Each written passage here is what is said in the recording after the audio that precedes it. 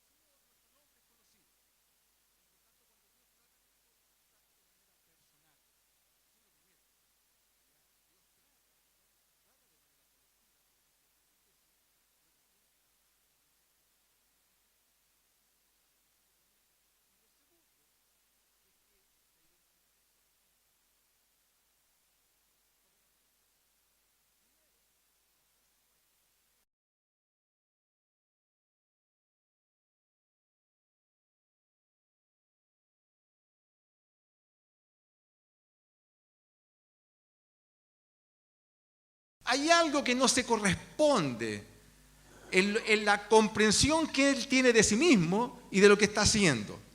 Esto es evidente por todo lo que acabo de señalar, ya que existe una correspondencia en ti y en mí. Debería existir una correspondencia entre aquello que nos define y lo que hacemos.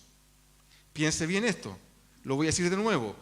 Todos nosotros, si hay coherencia en nuestras vidas, debe existir correspondencia entre lo que entendemos que somos y lo que hacemos. Si esta correspondencia no existe, estamos frente a un caso de incoherencia. Los psicólogos le llaman a esto disonancia cognitiva. Estamos en una incoherencia entre aquello que nos define como persona y lo que hacemos. Por tanto, yo veo aquí dos caminos. Primero, o sanas tu identidad, o te aplicas en la vida para que haya correspondencia entre aquello que eres y aquello que haces. Lo repito, o sanas tu identidad, algunos se preguntarán cómo se hace eso, o sanas lo que te define, o a lo mejor lo tienes claro, pero no hay correspondencia con lo que haces. Hay una incoherencia en la vida, como le pasaba al apóstol a Saulo de Tarso. Saulo tenía una identidad que él había construido a través de su vida, y en esa identidad, cierto que él creía que servía a Dios, había una incoherencia, porque el Señor le dice: Saulo, Saulo, ¿por qué me persigues? Estás haciendo algo que va en contra, es incoherente con respecto a lo que se entiende que es una persona que sigue a Dios. Esta es la razón por la cual encontramos a tantas personas perdidas en la vida. Es solo cosa de escucharnos. En las conversaciones, en lo que vemos en los medios, las personas se expresan de manera incoherente, están perdidas. No están perdidas en el sentido de que no saben dónde están, en términos geográficos o en términos espaciales, están perdidas porque no saben quiénes son. Y como no saben quiénes son, entonces hacen acciones que son incoherentes a su identidad. Personas así son altamente influenciables, usted lo entiende, ¿no? Son muy influenciables.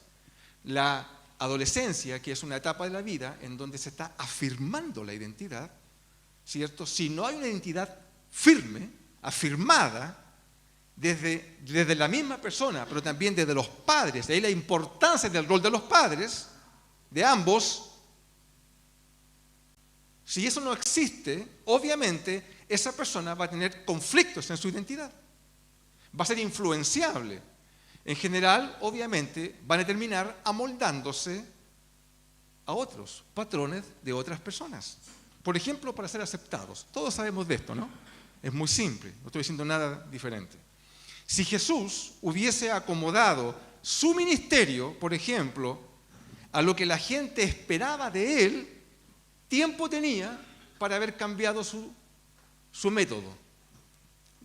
Mire, si Jesús hubiese acomodado su ministerio a lo que la gente esperaba de él, es decir, que Jesús se hubiese dejado influenciar por la opinión que otros tenían sobre él y que querían definir de alguna forma a Jesús, Jesús tenía tiempo para haber modificado su método y no haber llegado a la cruz. Por ejemplo, Jesús un día le pregunta a sus discípulos: ¿y la gente quién dice que soy yo? ¿Cuál es la percepción que la gente tiene de mi identidad? Y la gente dice, bueno, algunos, los discípulos que escuchaban lo que decía la gente, es cierto, en los lugares, etcétera, en los mercados, en los caminos, bueno, la gente dice que tú eres un profeta, que tú eres una reencarnación de Elías, que tú eres, cierto, Jeremías, que tú eres un profeta. O sea, la gente tenía una percepción de Jesús. Y Jesús les pregunta a sus discípulos: ¿y ustedes qué identidad me asignan? ¿Y ustedes qué ven de mí? Y el apóstol Pedro, en una frase maravillosa, dice: tú eres el Cristo, el Hijo del Dios viviente. Y Jesús le dice: no te lo ha revelado carne ni sangre, sino que mi Padre que está en los cielos. La identidad es tan fundamental en nuestra vida de que si yo me dejo influenciar o no tengo claridad de quién soy, voy a terminar haciendo en la vida cosas que no se condicen con lo que soy. Y eso tiene un montón de problemas en la vida. Desde mi punto de vista, siempre lo digo en todos los contextos, desde mi punto de vista, ¿dónde esto explota? ¿Dónde esto se hace evidente? ¿Dónde se sale a la luz con mayor fuerza? En la vida matrimonial. Particularmente en la iniciación sexual. Pero ese es otro tema. De aquí la importancia de la afirmación de la identidad. Saber quién eres en Cristo te libera. Te libera a la vida que Dios tiene para ti. Mire qué importante. Ahora, ¿cómo se construye? ¿Cómo avanzamos? Porque lo primero, ¿cierto? Que cómo se experimenta la transformación, lo primero que se evidencia porque algo sale a la luz. Aquí está saliendo algo a la luz. Saulo tiene un problema de identidad. Está dañado, pero él no lo sabe. A lo mejor la sociedad definió. De alguna manera él se influenció o la construyó según los patrones, ¿cierto? Culturales que definían lo que él tenía que hacer. Porque esa es la batalla hoy día, pues hermano. Y eso es lo que vemos hoy día en el mundo, en la sociedad. Hoy día estamos no en una situación ideologizada, estamos ante una cosa ideologizada que busca definir la identidad incluso de los creyentes. Entonces, lo primero, las señales de transformación es que comienzan, como señalaba, con un acto que evidencia una realidad. Y lo segundo es que se va construyendo sobre la base de una identidad sana. ¿Cómo responde Saulo? Porque dice que cayendo a tierra, dice, Saulo, Saulo, ¿por qué me persigues? Entonces, Saulo dice, ¿quién eres, Señor?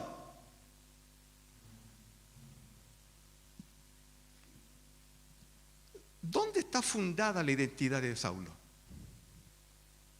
Porque acabo de afirmar que está dañada. ¿En qué está fundada? Bueno, él mismo lo responde. No vamos a leer todos los libros, porque si nos dejó 13 libros, 13 cartas, ¿cierto? Podemos investigar el pensamiento de Saulo y toda su transformación que fue cambiando con los años, ¿cierto? Pero podemos a lo menos decir 3 cosas. Primero, que él fundaba su identidad en su linaje judío. Yo soy hebreo de hebreos, de la tribu de Benjamín. Otro, en su formación rabínica. Yo fui formado a los pies de Gamaliel, un fariseo muy importante en su tiempo. Era como haber sido formado en Harvard, o sea, poquito lo tenían. Tercero, en su celo por la ley. ¿Dónde está fundada nuestra identidad? ¿Qué define lo que somos? ¿Tu apellido? ¿El celular que está sonando? ¿La marca de tu celular? ¿Tus padres? ¿Tu condición social? ¿El barrio donde vives? ¿Qué define nuestra identidad? ¿Los estudios? ¿La cantidad de estudios que has avanzado en la vida o la ausencia de ellos? ¿Qué define el lugar donde trabajamos? ¿La apariencia física? ¿Qué define lo que somos? El encuentro que experimentó Saulo con Jesús fue tan determinante que tuvo el poder de transformar su vida. Tú lo puedes seguir después leyendo, ¿cierto? Por supuesto, no como una transformación inmediata, porque todos nosotros vamos experimentando un cambio a través de los años. Cuando viene el Señor a nuestras vidas, impacta de tal manera nuestras vidas que comenzamos a experimentar una transformación, pero tiene un día 1. Tiene que haber un día 1, querida. Porque si no hay un día 1, quizás lo que hay en tu vida simplemente es una relación religiosa con la fe de Jesús. Te has acostumbrado a una relación de formas, a una relación basada en hacer cosas para Dios. Pero el día 1 de una transformación real, ese día, desde mi punto de vista, comienza con una identidad, con un cambio en la identidad, donde es afectada nuestra identidad que está dañada para ajustarla a la fe de Jesús. Este es el fundamento. desde mi punto de vista, si se sana la identidad de una persona, toda la arquitectura para construir nuestra vida, todo el andamiaje para construir todo lo que viene, se fundamenta, tiene base en la identidad. Por eso que es tan importante este tema. Por eso que nuestros chicos en relevo son dos los propósitos, usted lo sabe, identidad y propósito. Que nuestros chicos de relevo de los 3 a los 18 años reciban instrucción permanente. ¿Para qué? Para que sean sanados en su identidad, que les da propósito en la vida. Eso es fundamental. Por eso no entiendo cómo todavía hay padres que no son capaces de meter la mano al bolsillo y pagarle a los chicos para que estén en un campamento de relevo. Qué importante es invertir en eso en nuestros hijos. Entonces, en las mismas palabras de Pablo, con los años, él, sabiendo dónde fundaba su identidad, con los años él fue modificando, cambiando, porque la identidad va cambiando, va transformándose al modelo de Jesús. Primero él se identificó como siervo, un hombre como Pablo, determinado en la vida, con credenciales, es decir, con ejercicio de poder. Identificarse como un siervo, la palabra siervo en el griego significa esclavo. Se identificaba como un esclavo de Jesús. Algo tuvo que cambiar en la vida, en la identidad de Pablo, para identificarse de esa manera. Segundo, se identificaba como el menor, el más pequeño de todos. Pablo significa pequeño. Este hombre, Saulo, con poder para entrar en las casas y sacar a cristianos a la fuerza, luego se identifica como el más pequeño de todos los apóstoles. Algo pasó en la vida de Saulo de Tarso, que su comprensión de sí mismo se fue cambiando con los años. Obviamente se fue acomodando, ¿cierto?, a lo que Dios tenía para él. Con los años se identificó como apóstol, ¿cierto?, y como alguien que vive crucificado permanentemente. Mire el pensamiento de este hombre, que hasta el capítulo 9, de hecho, lo identificamos como un hombre resuelto, plenamente maduro, ¿cierto?, en su vida, haciendo lo que entendía que tenía que hacer con credenciales de poder. Es decir, era un hombre realizado, tenía recursos, tenía poder, tenía autoridad, pero estaba perdido. El ejercicio del poder, de la autoridad, no significa que no estés perdido. Saulo es el ejemplo de un hombre que está perdido en la vida, aun cuando piensa que sirve a Dios. Es impresionante. Por eso que una luz del cielo tuvo que aparecer y una voz para que un hombre como este fuera transformado. Y yo me pregunto, ¿qué tiene que pasar en nuestra vida para que tú y yo seamos transformados? Entonces, ¿cómo se sana la identidad? Hay una manera muy simple cómo se sana la identidad. Primero, sabiendo que fuimos creados a imagen y semejanza de Dios. Querido, saber que fuiste creado a imagen y semejanza de Dios. Hermanos, fuimos creados a imagen y semejanza de Dios. Amén. Resuelve este tema en tu vida. Por eso que el primer libro de la Biblia se llama Génesis. Todo parte con una sola frase. Toda la revelación bíblica parte con una sola frase. En el principio creó Dios. Si nos convencemos por fe de que Dios creó todo y te creó a ti y a mí, tenemos resuelto el problema de la identidad. Por eso que saber que fuimos creados por Dios implica a lo menos dos cosas. Primero, que somos valiosos por diseño. Gloria a Dios por eso. Somos valiosos por diseño, no por lo que alguien diga de nosotros. Y segundo, hermano, que tenemos una dignidad intrínseca, no por mérito, simplemente porque somos creados a imagen de Dios. Cada persona en este mundo es valiosa. Sea roja, blanca, verde, amarilla, sea como sea, de izquierda, derecha, militar, sea social, los socialistas, da lo mismo.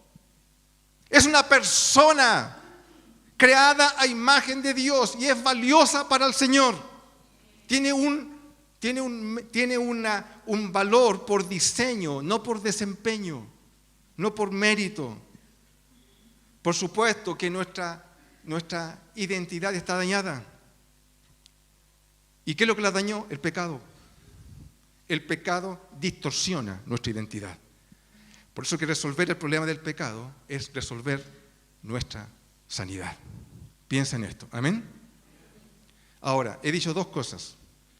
¿Cuáles son las señales de transformación? Lo primero, que comienza con un acto que evidencia una realidad.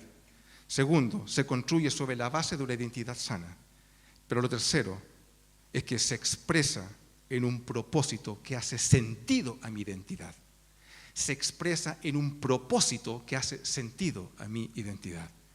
La respuesta de Saulo muestra el impacto del encuentro. Él dice así, versículo 5, cuando dice, Señor, ¿quién eres? Y le dijo, yo soy Jesús, ¿a quién tú persigues? Cierto, dura cosa te es dar coces contra el aguijón, es decir, estás haciendo todo al revés. Versículo 6, él, temblando y temoroso, Saulo, dijo, Señor, ¿qué quieres que yo haga? Pasamos a la dimensión del hacer ahora. ¿Qué quieres que yo haga? La respuesta de Jesús fue así. Le dice, levántate, versículo 6, y entra en la ciudad y se te dirá lo que debes hacer. Quizás hubiésemos querido una respuesta más precisa. ¿Cuántos de ustedes, ante un encuentro con el Señor, quieren una respuesta precisa? Levántate, entra a la universidad tanto, estudia tal carrera, cásate con tal persona, ten 2 hijos y trabaja en esto. ¿Cuántos quieren eso? Pero no funciona así. Levántate, hermano. Primera cosa, el encuentro con Cristo no nos paraliza, nos moviliza. Pero muchos se quedan en el encuentro contemplativo. Nos encontramos con el Señor y nos quedamos quietos, algunos por años, esperando esa voz del cielo. Que venga un ángel y me diga lo que tengo que hacer. ¡Levántate! ¡Levántate, levántate! En otra parte el apóstol dice, levántate de tus pies, ponte en tus pies. Levántate, porque el encuentro nos moviliza. Segundo, le dice, entra en la ciudad. Era Damasco, ¿cierto? Ya, pero ¿dónde? Entra en la ciudad. Ya, pero ¿en qué dirección? No, el encuentro provee orientación. ¿Pero qué camino sigo? Jesús dijo, yo soy el camino. Tercero, entra en la ciudad, levántate. ¿Qué significa eso? Obedece. Obedece. Hay prescripciones. ¿Dónde está la guía? Lámpara es a mis pies tu palabra y lumbrera a mi camino. Tenemos suficiente luz en la palabra del Señor. Y por último, dice, levántate, entra en la ciudad y se te dirá lo que debes hacer. Se te dirá lo que debes hacer. Obedece, levántate, obedece, entra a la ciudad y se te dirá. En otra parte, cuando Pablo explica esto, dice así, dice, te voy a poner como ministro y testigo de las cosas que has visto y de aquellas que me apareceré a ti. Hermano, el encuentro con el Señor es un encuentro de revelación progresiva. No tienes el menú así, directo, para la vida. Dios lo va mostrando en el tiempo. ¿Y a quién se lo va mostrando? A aquellos que están más cerca del Señor. ¿De quién es entonces la responsabilidad? Mía. A partir de ese día, Saulo, ahora Pablo, nunca más estuvo perdido. Cuando fue a Damasco, enceguecido por la luz del día, de mediodía, lo llevaron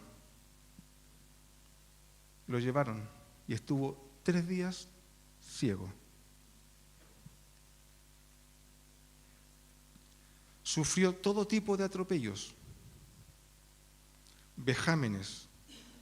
Este hombre que tenía autoridad y poder, que se movía en las esferas políticas religiosas, Este hombre fue golpeado, azotado, pasó hambre, experimentó abandono y traición. Y uno se pregunta, ¿y cómo se mantuvo firme todo este tiempo? ¿De dónde saca fuerzas interior, como diríamos nosotros, para hacerle frente a una vida de un hombre que estaba tan resuelto y que tenía autoridad y poder para hacer tantas cosas y ahora sufre hasta lo indecible? ¿De dónde saca fuerzas? Él mismo nos responde, por lo cual asimismo padezco esto, pero no me avergüenzo, porque yo sé a quién he creído y estoy seguro que es poderoso para guardar mi depósito para aquel día. Amén, amén, amén. Como dice el autor de Hebreos con respecto a Moisés, porque se mantuvo como viendo al invisible. Eso fue lo que hizo Saulo de Tarso. Ahora Pablo se mantuvo firme mirando al invisible. ¿Por qué? Porque tenía claro quién era. Y se aplicó en la vida para que hubiese correspondencia, coherencia entre lo que decía que era y lo que hacía. Termino con lo siguiente. Póngase de pie, por favor.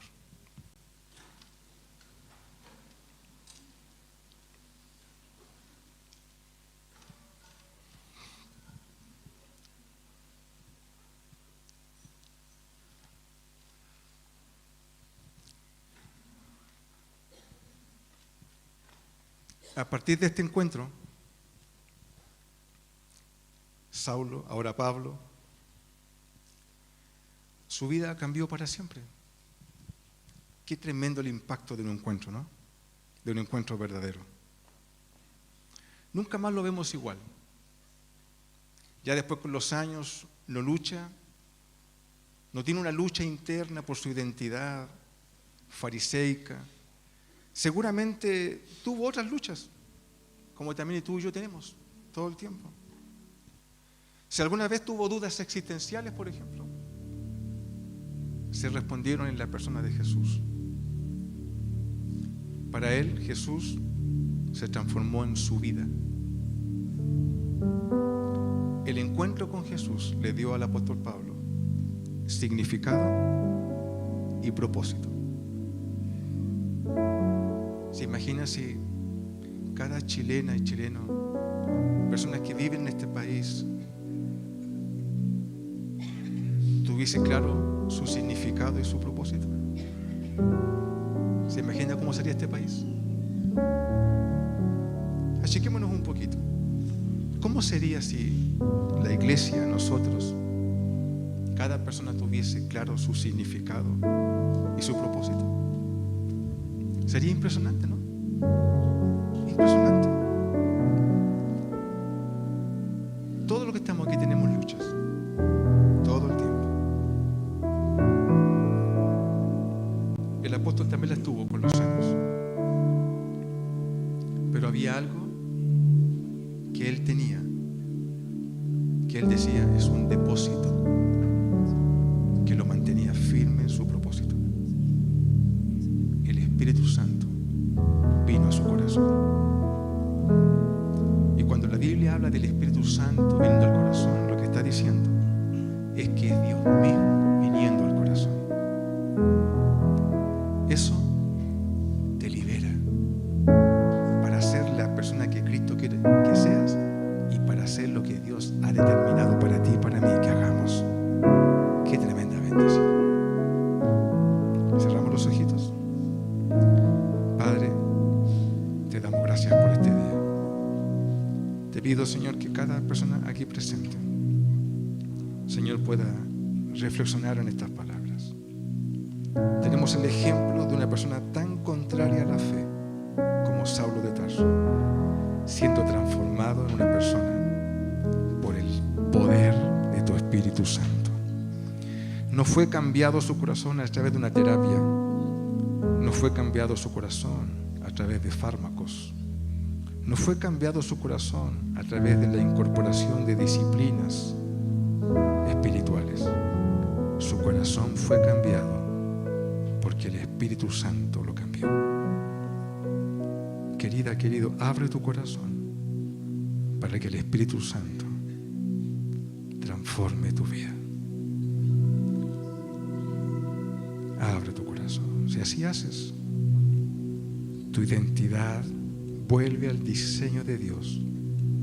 No la que alguien determinó para ti, no la que la sociedad te quiere asignar, sino la identidad que Dios tiene para ti. Y si te afirmas en ella y la pones por fundamento, querida, querido, encontrarás tu propósito en la vida.